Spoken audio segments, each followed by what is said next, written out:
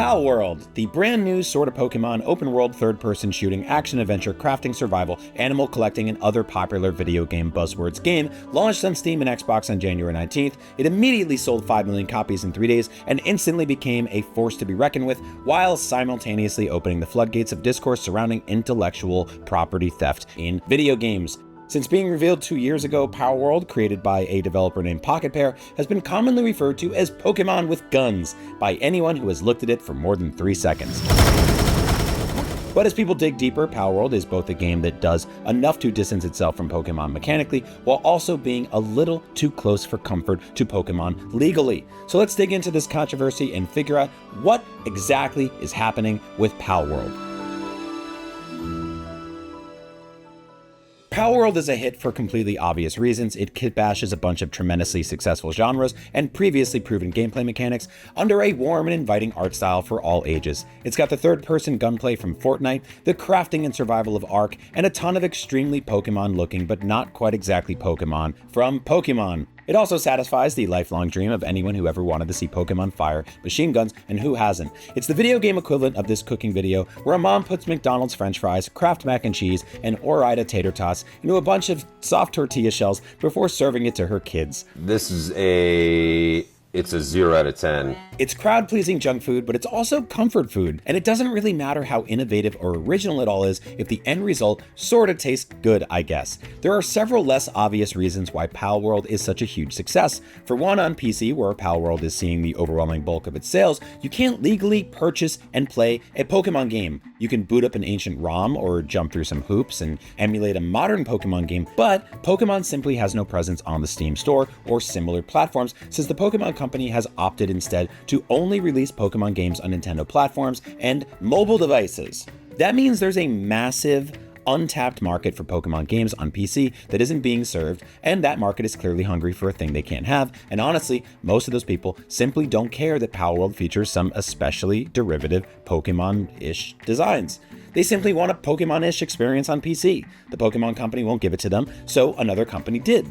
Palworld services that audience while also throwing in a bunch of other gameplay ideas and themes and mechanics that are already super popular on PC, like crafting, so it's not hard to see why it was an instant hit.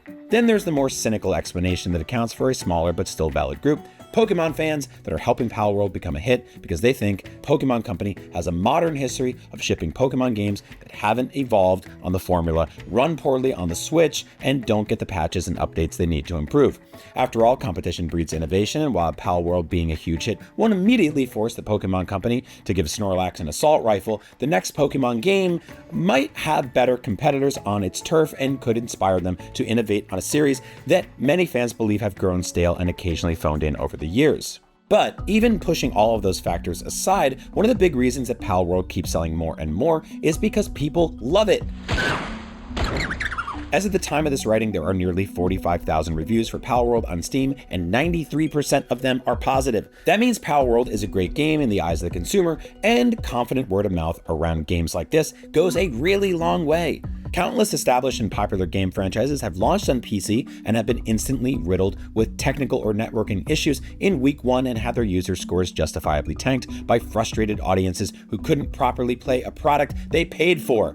Palworld has its own share of launch issues, of course, but it's also an early access game, and the audience seems to be forgiving of them in favor of the larger experience, which is generally well received so far. And finally, there's a tinier but not insignificant factor that I also want to throw in here. People that think that since Palworld is so similar to Pokemon, it could get legally removed from the internet at any given moment, and thus they want to get in while they still can. People want what they can't have or might not be able to have soon, a concept you'll be familiar with if you try to buy toilet paper in April of 2020.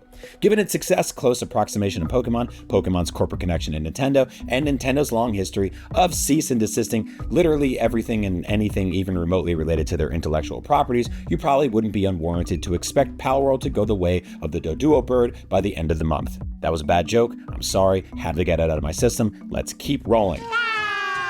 See, Nintendo is a powerfully litigious and thoroughly protective company when it comes to its characters and games. They own a third of the Pokemon Company and have spent decades working together on projects, leading many to wonder when they'll drop a massive lawsuit or cease and desist on the creators of Palworld and shut down the game for good. However, Palworld is in a uniquely different spot than the typical fan-made game that Nintendo tends to pull down from the internet the second they hear about it. Nintendo regularly takes down mods and fan games that use original Nintendo game assets and even things like names, logos, and characters. They take down unlicensed PC ports, HD remakes they didn't create themselves, sue ROM distribution sites, fan art pages, and so much more. Given that history and Palworld's success, you might be justified in expecting the ninjas to show up and start slashing throats at any given moment. But Palworld doesn't use Pokemon sprites or models ripped directly from Pokemon games, right? Or music, or sounds, or characters, or whatever. Well, more on that in a sec, but looking at Palworld, it mostly just uses a bunch of stuff that feels really close, like dangerously close to Pokemon, without actually being Pokemon. Tons of people have pointed out just how similar some of the PAL designs in Palworld are to some Pokemon designs, and seeing them side by side, it's pretty undeniable how much they have in common. Palworld is an amalgamation of ideas, none of which are wholly original, but none of them are directly dragged and dropped from a Pokemon game, so it's hard to say if Nintendo and the Pokemon Company even have a legal leg to stand on here, even if they wanted to. And after all, is making a video game clearly inspired by other video games a crime? If it were, we'd have to throw a lot of video games in the garbage if we decided to sort through them all and only keep the truly never been done before games. Knowing and coming to terms with the fact that no idea is original when interacting with art means you can then recognize two major branching paths these things tend to fall down. Did this product improve or evolve on the idea that inspired it, or did it just replicate it often shamelessly? If you've ever played a video game on a mobile phone in the last 15 years, you're probably familiar with a company named Gameloft. Gameloft made knockoffs of popular console games for a mobile audience who otherwise couldn't play console games on their phones. Games like Gangstar, a Grand Theft Auto clone, Modern Combat, a Modern Warfare clone, Nova, a Halo/Crisis clone, and Shadow Guardian, an Uncharted clone. That last one is particularly shameless. But really, is there a huge difference between Gameloft's Shadow Guardian and Naughty Dog's original Uncharted series? Not really. I mean, they all heavily lift large chunks of inspiration and source material from the original Indiana Jones movies. Uncharted wouldn't exist without those films, or at the very least, it wouldn't exist without Tomb Raider, which also wouldn't exist without those films. But Indiana Jones wouldn't exist without being inspired by old pulp comics and the Doc Savage novel series, to name a few. So you can realistically trace almost everything back to an idea that came before it, and the lines frequently start to blur. We are going to die! In 2013, after 5 years of working on the Indiana Jones-inspired Uncharted series, Naughty Dog decided to do something brand new and original, a gritty post-apocalyptic survival story about a grizzled, bearded father and a child scavenging their way across a large chunk of America while roving packs of killers, thieves, and cannibals try to take them down. The Last of Us. It was a brilliant and innovative story in video games. For anyone who hadn't read 2006's The Road by Cormac McCarthy or seen the Viggo Mortensen movie adaptation in 2009, a gritty post-apocalyptic survival story about a grizzled, bearded father and a child scavenging their way across America, blah, blah, blah, yada, yada. The creators of The Last of Us have literally cited The Road as an inspiration for their story, so it's not like they're hiding from it all. But it's safe to say that most gamers haven't read The Road or seen the film, so The Last of Us, which builds upon the themes set out in that book, but then iterates and evolves them to become something unique and transformative, was never really embroiled in controversy over intellectual property, just other controversies, which I'm not going to get into those. In fact, The Last of Us even got its own Asylum film-style ripoff recently with The Day Before, a game that launched in such a bad state it was pulled within days of going live, refunding players and taking down the entire studio responsible for it. The Day Before was plagued with technical issues and had an abysmal user score at launch and can no longer be purchased from Steam, but that didn't stop a bunch of people from selling keys for it on third-party websites for hundreds of dollars more than it's worth, which is zero. In case you needed more proof that people really want things that they can't have, even when they don't really need those things. So, what makes a Palworld situation so different now? Well, for one, Pokemon's one of the most popular intellectual properties on the planet and has been for nearly 30 years, spanning every medium from trading cards to video games to toys, movies, TV shows, and so much more. The entire concept of gotta catch 'em all could not have been a better fit for video game fans who had already centered so much of their playing habits on collecting, completionism, and 100%ing their games. We're all guilty of that. Other game companies looked at every part of why Pokemon was successful and honed in while trying trying to sell their own takes on it. Stuff like Coromon, Digimon, and Nexamon literally put Mon at the end of their product names, hoping to attract consumers. The idea of colorful monster characters that you fight, collect, or both wasn't invented by Pokemon, but it was such a slam dunk in the video game industry that it's practically inescapable as a gameplay concept today. While writing this script, I literally opened the app store on my phone, typed in Pokemon, scrolled past a bunch of official Pokemon games, and found a game called Dracomon Masters, a monster battle game from a company named Game Dev Sarl. Dracomon Masters has been out since 2017, has over 21,000 reviews on iOS alone. Straight up, Pokemon clones have existed and will continue to exist for as long as video games are being made. Tons of diligent Pokemon fans have pointed out the blatant similarities between the character designs in Palworld and Pokemon, but that ignores the distinctly different things in each game, even if they occasionally feel a little too close for comfort. There have also been accusations that Palworld's developer Pocket used AI to create the monster designs in Palworld, meaning they may have relied on an automated tool that scrapes through databases of pre-existing artwork to generate the new designs used in Palworld. Now, that would obviously be disappointing if it turned out to be true, especially since the laws around AI-generated content are currently nebulous at best, and why we're seeing so many video game companies rush to utilize it these days. Square Enix just admitted just a few days ago that it incorporated AI-generated art in the upcoming Splatoon-like multiplayer game, Foam Stars. As of right now, the evidence around Palworld using AI-generated art is inconclusive, but one of Pocketpair's previous games shipped before Palworld is literally called AI Imposter, a multiplayer game built around AI-generated imagery. Speaking of the games Pocketpair made before Palworld, the studio's entire history can be summed up with that "we have blank at home" meme. One of their biggest games before Palworld is called Craftopia, an open-world action-adventure and crafting game where an elfish character fights bootleg moblins, bokoblins, and other various enemies that look remarkably similar to Zelda enemies, while also paragliding, building vehicles and contraptions, and doing the signature run up the mountain as the camera pans over the whole kingdom thing. Just like Breath of the Wild. Craftopia does a few things differently to set itself apart, but it's all pretty shameless stuff on the surface. The paraglider specifically feels almost identical to Breath of the Wild, and seriously, look at those enemy designs.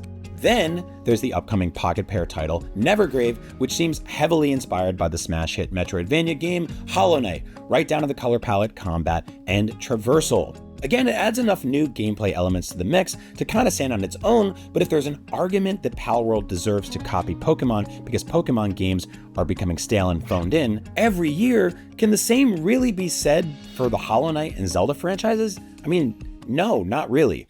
A phrase I keep mentioning here while describing Palworld's similarities to Pokemon is "on the surface," because most of the controversy is around what people can immediately see and recognize as being something that looks like Pokemon. But some folks have started to look under the surface at Palworld's creature designs, specifically the way its 3D models are built, and that's where a bunch of smoking guns start to show up. Twitter user Biofrog took several 3D models from Palworld and overlapped them with 3D models from Pokemon and found a bunch that have proportions that line up directly, and the results are pretty damning. Inside you are two wolves. Now, this could all be a huge coincidence, but coming from a studio with a history of borrowing visuals, gameplay mechanics, and more from already established franchises, the benefit of the doubts kind of start to diminish rapidly. Pocketpair's CEO, Takuro Mizobi, issued a response to the accusation, saying, "While we have received various opinions about Palworld, it is important to note that the supervision of all materials related to Palworld is conducted by a team, including myself. I bear the responsibility for the produced materials." Okay, so that's a fairly empty, nebulous statement that is mostly just saying we look at everything before we put it in our game, which doesn't exactly confirm the accusations or deny them, really. It's saying that several humans are involved in the art asset approval process before they become interactive elements in a product you can purchase and play, but it's not saying anything about the creative process that gets them to the approval table to begin with. So if Pocketpair is or isn't relying on AI tools to scrape through Pokemon designs and their 3D models to create the final PAL designs we see in Palworld, this statement wouldn't be enough to know. Tracking this story as a whole has been a huge and fascinating moving target of sorts, with several new developments happening every couple of hours. As of right this second, there's certainly a lot of smoke, but not necessarily a fire. But as people continue to dig deeper into Palworld, who knows what kind of stuff they'll dredge up. We're sort of in uncharted territory here, or Alan, Quartermain territory here. But we've also seen this kind of thing happen tons of times before in the great medium of video games. We know how Nintendo and Pokemon's legal team operate, but we know that it's totally feasible to create and sell a Pokemon-inspired game legally without getting cease and desisted to death. In fact, just as I was finishing this video, the Pokemon Company issued an ominous response to Palworld, stating, "We have received many inquiries regarding another company's game released in January 2024. We have not granted any permission for the use of Pokemon intellectual property or assets in that game. We intend to investigate and take appropriate measures to address any acts that infringe on intellectual property rights related to the Pokemon." So really, anything can happen from here. So that's the Palworld controversy so far, with a big bowl of bootleg Fruit Bird cereal and a huge burrito full of junk food to help wash it all down. Why not? You've earned it. What do you think will happen with Palworld? Will it continue to be a mega hit, forcing the Pokemon Company to take note, or will intellectual property theft evidence continue to pile up, forcing the Pokemon Company to strike them down? Let me know in the comments below, and for all things video games, the original ones and the not so original ones, stick with IGN.